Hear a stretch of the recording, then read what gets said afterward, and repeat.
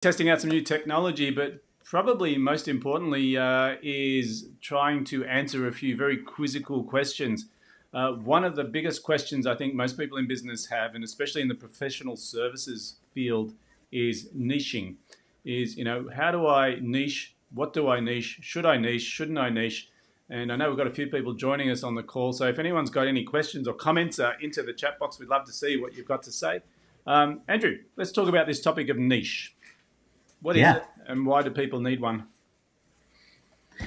To me, niche is about differentiating yourself from the rest of the pack. If you can really focus your efforts on serving one target market or offering one product, then you're going to stand out because people are too afraid to focus because they feel like they're missing out on all these other options, all these other clients. So to me, it's niching is just getting really clear on who you serve and what you do. So we're talking about professional services, the industry, where people have got half a dozen consultants and they might do things like they might do, I don't know, when we talk about consultants, there's so many different fields, isn't there? But in most consulting businesses, we're selling day rate consultants to do some sort of project work. Niching for them, is it going to be, should they be niching based on the industry that they work for, or should they be niching based on the horizontal, which is the specialty that they own, or both? It's like, how do we niche? Yeah, you could do both. Essentially, it's you've got niching the person or niching the industry, and if, like for example, for our business Concur, we did for a long time offer a few different services, but Yeah. there was no specific niche. Yep. And what we learned was, well, let's just make it really simple and scale it back to serve one specific niche. So the consulting 5+ people, $2 to $10 million market, Australia, and offer one particular service, which was this 12-week program, Yep. and test it and see if we got some traction with it. And I can tell you, within 8 weeks, what I've learned is that people actually self-select themselves in or out. I think traditionally when we're in professional services, it's all about Yep. impressing rather than you assessing whether they're the right fit. So I feel like niching gives you some power. Yep.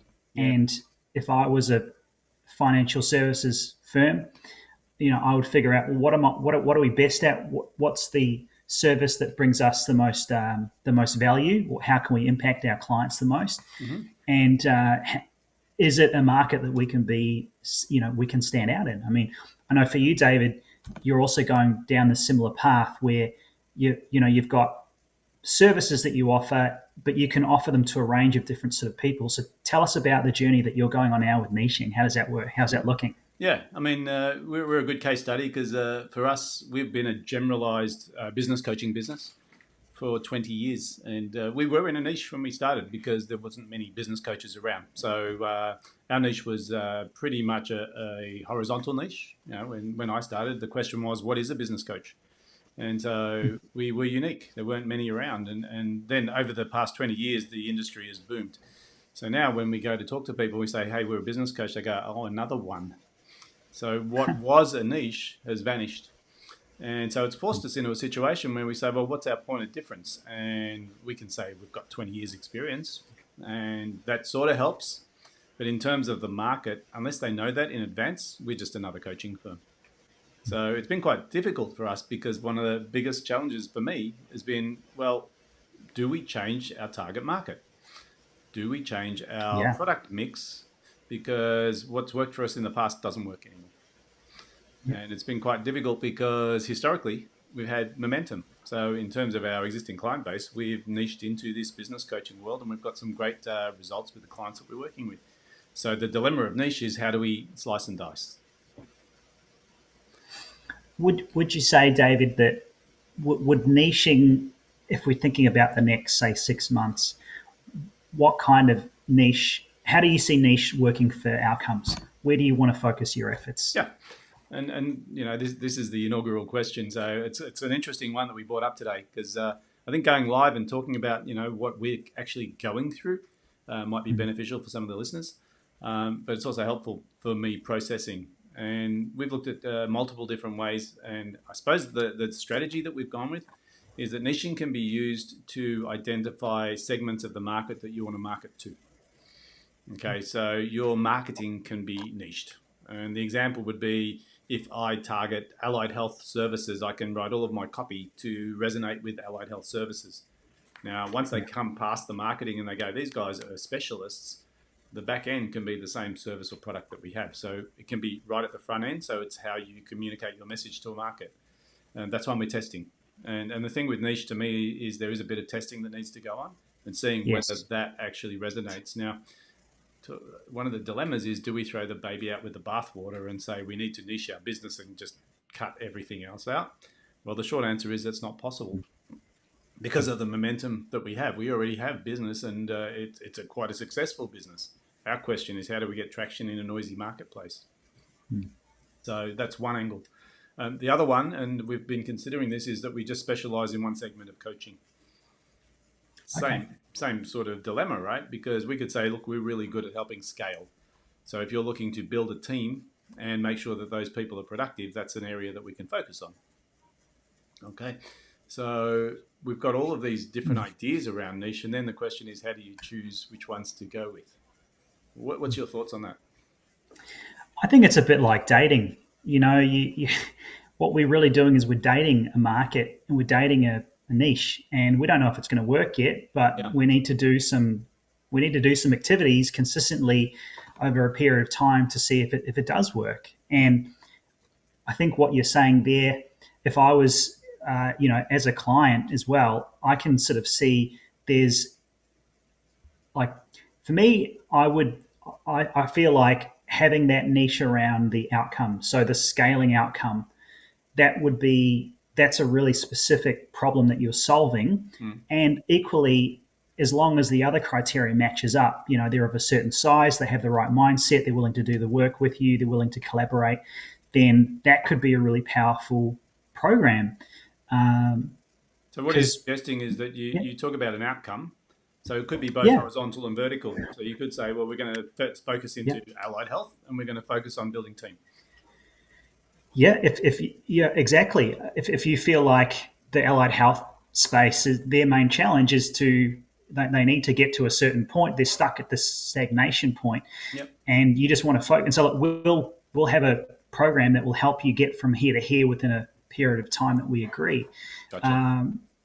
That's really beneficial. That would, because what people are seeing is they're not seeing coaching, they're seeing outcome. Help me scale. If you have a problem that helps me do that, I'm more likely to buy in. Okay. So really in this conversation, what we're talking about is niche should be focused on the potential future client and a problem that they have. So what problem we solve for them, as opposed to whether it's a vertical or whether it's a horizontal niche, because I suppose either one of those is a safe answer to say, well, we deal in this sector. But really in that sector, there's good clients and bad clients. And in this sector, there's people that we can help more than others. So if we really sort of trimmed it down to a horizontal, vertical collision of the outcome that we can guarantee a result for, and that becomes a laser-focused niche message. Without excluding our existing relationships clients. Exactly. And to illustrate that further with what we've been doing with Concurb, being in sort of marketing services, copywriting, is we've chosen one niche, so consulting, but we've also chosen to solve a particular problem: consistent growth, consistent quality growth. So we've launched a 12-week program focused specifically on that market, the consulting market we talked about, but also we're going to, in 12 weeks, we're going to solve three main problems. We're going to help position you as a specialist. We're going to create a growth plan that's focused on bringing in regular leads, and we're going to optimize your profile. So ultimately, you get seen as an expert. You're generating and you're connecting with your ideal clients, and over a period of time, there's an accountability where we're generating a pipeline of quality leads. Because previously we did. It's not so much about the leads. It was more about we'll build, we'll nurture, But what I realized was clients, there's like a shelf life for that kind of work. So we're just going straight in and saying, you need to connect with your ideal client.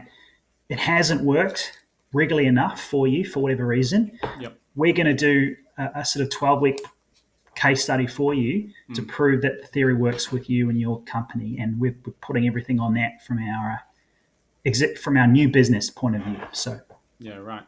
Okay. So what you're sort of saying here is that the niche whole idea is about, I found a problem that we can solve in a particular market. We're not really changing our business model. We're just focusing in on delivering the benefits in a very exclusive way. Yep. So that people are saying, instead of you being a master of all trades, you're going, here's the one problem that we can solve in this package. Yep. Yeah. Yep. Let's trim the fat. All the exciting stuff that might seem important. Yep. We're just going to be laser focused, and that's what we're going to do for you. And the proof will be in the pudding. Awesome. So we've got a new visitor just knocking on our door. I'm going to see if I can bring her in. Let's see if my magic works. 1 second. Exciting. Why is she not there? Not quite working the way as planned. Here we do it this way. Siobhan. Hello. Siobhan. How are you? Great. How are you?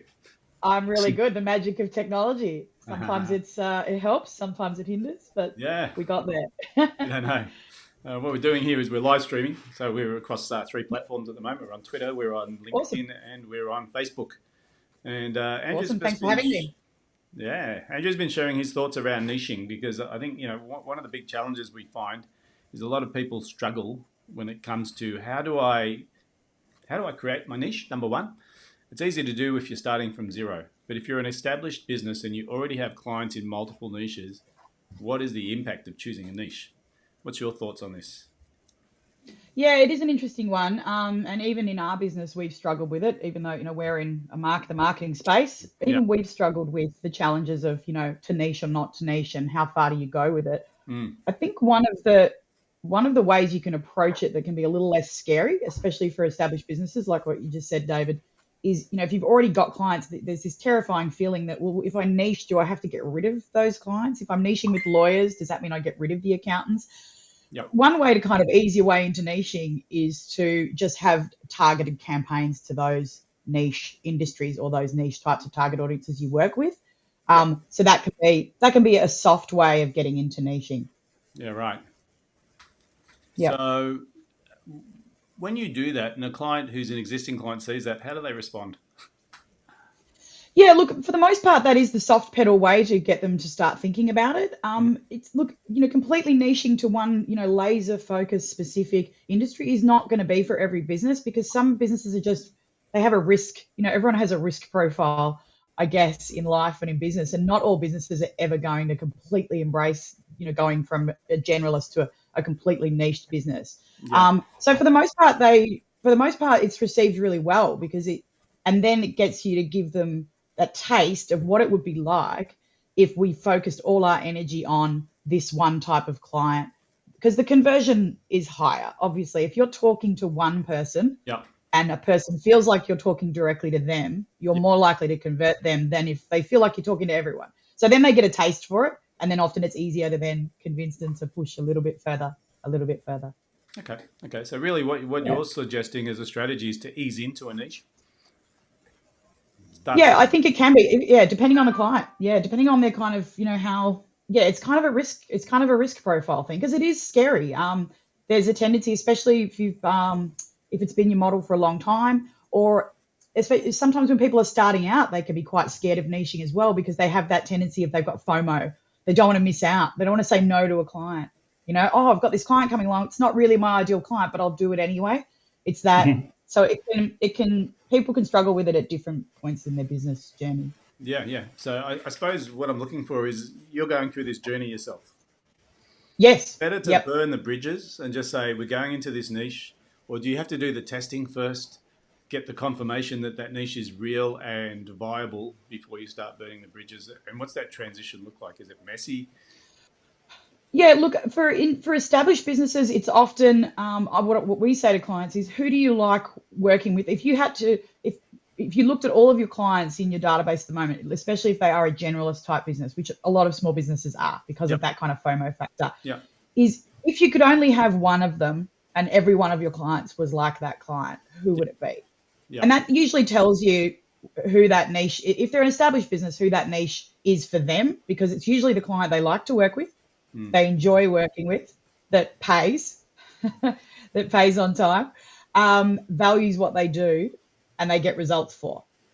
So if they're an established business, that's usually the first port of call to try and figure out what your niche is. Right. For new businesses, if it's a brand new business, then yeah, there's some due diligence and research that needs to be done to see whether your offer is going to be enticing to that target audience for that niche.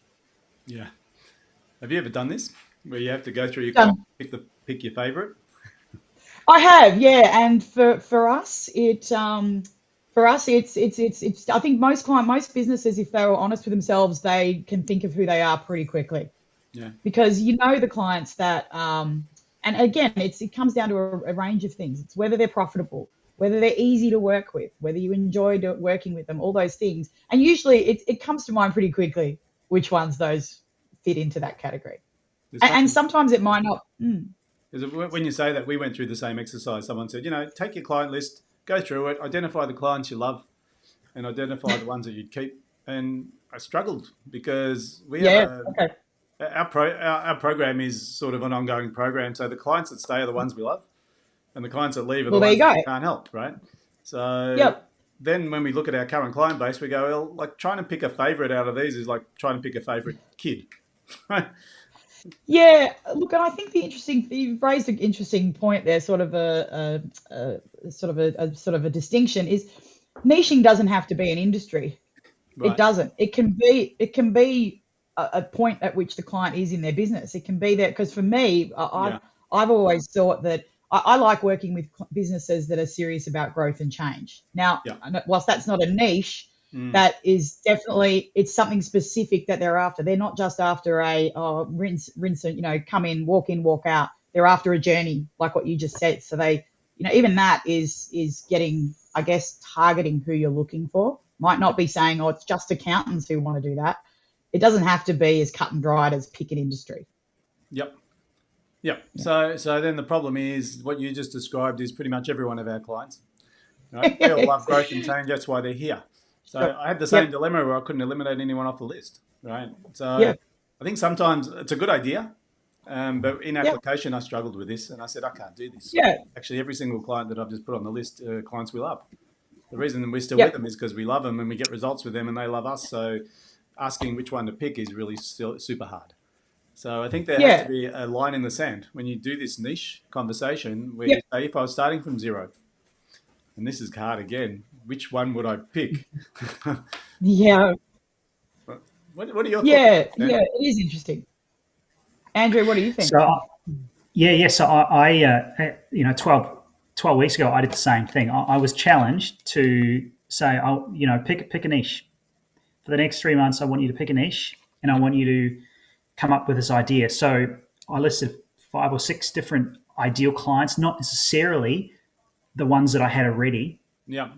Maybe there were a couple there, but I looked at more the future. So I looked at things like what industries are growing. Right. So what are the ones that are on the move? Okay. And also, so first of all, do I like it? Do I like to work with them? That's the number one. Mm-hmm. So yes or no. Can they pay? Yes or no. Yep. And can we get them results? Yes or no. Well, and I found that by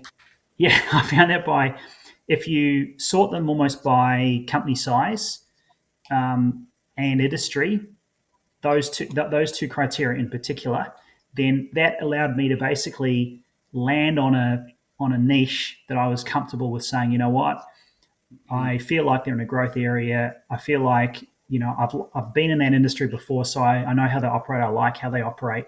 They can pay because they're of a certain size, and we've just put everything on black, everything for this period of time on that niche.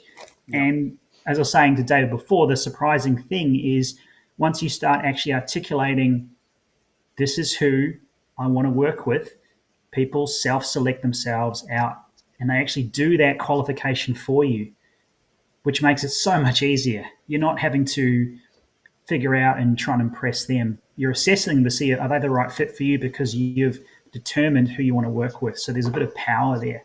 So I think that there's an element of Yeah. if you're willing to do it, you can change. So there's two things we've looked at here. One is rear view. Look at your current client base and pick the ones you love.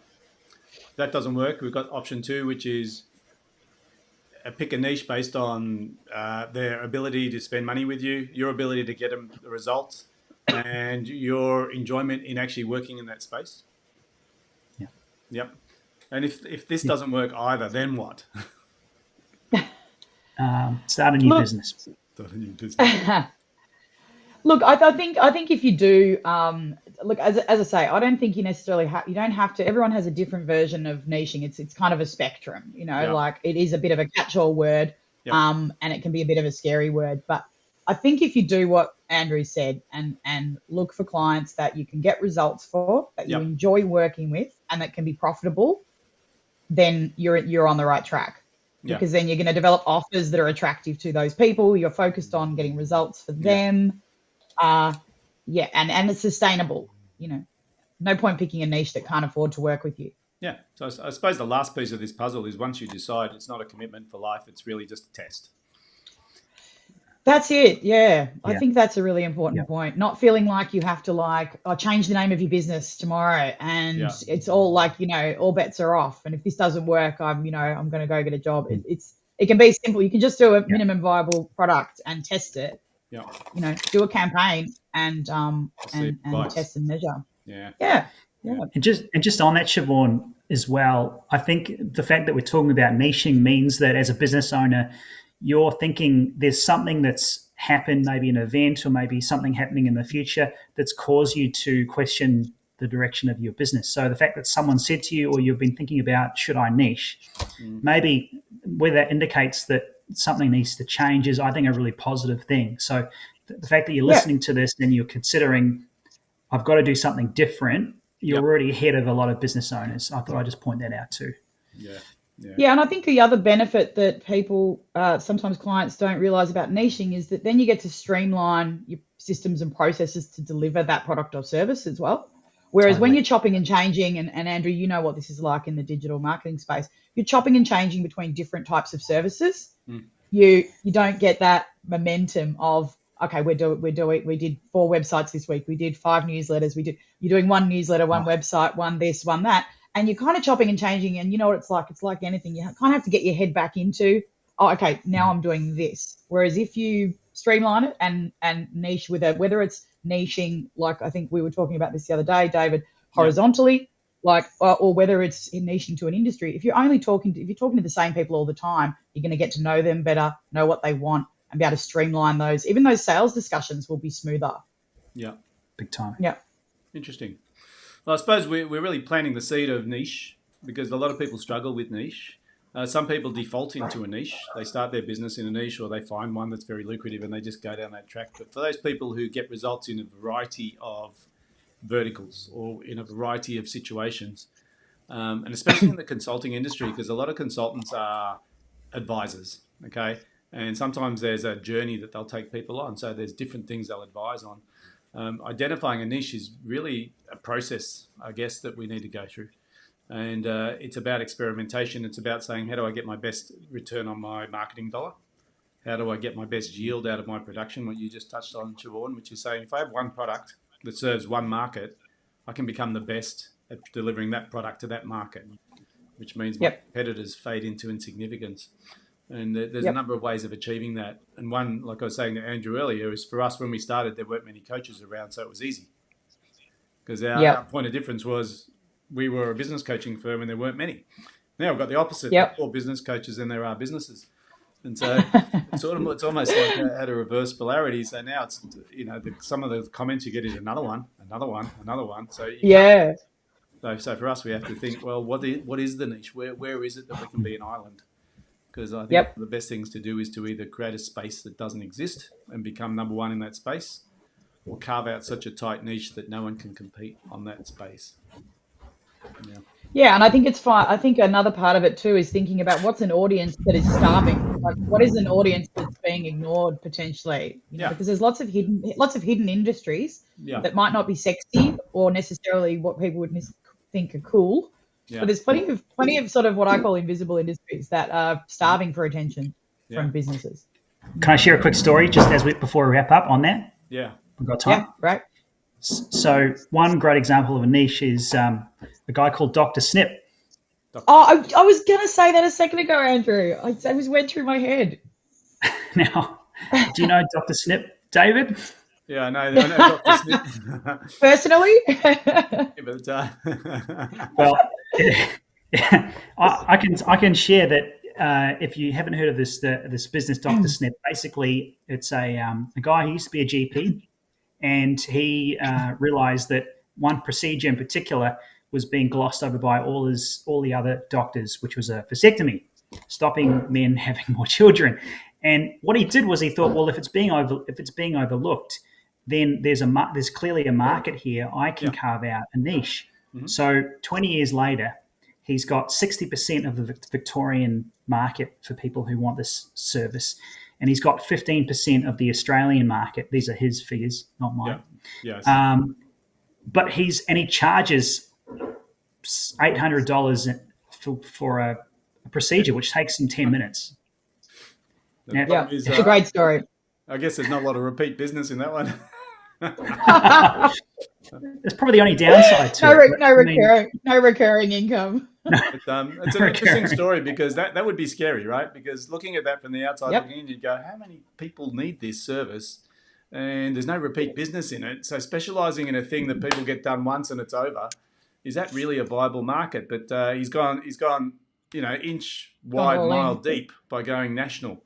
And I would have thought, Yep. really, is there that much of a market for that? But obviously, if he's got that percentage of the market and he's national, there's a Yeah, big market. So I think in deciding and niches, it's a sometimes we're yeah. a bit naive to the depth of a niche, aren't we?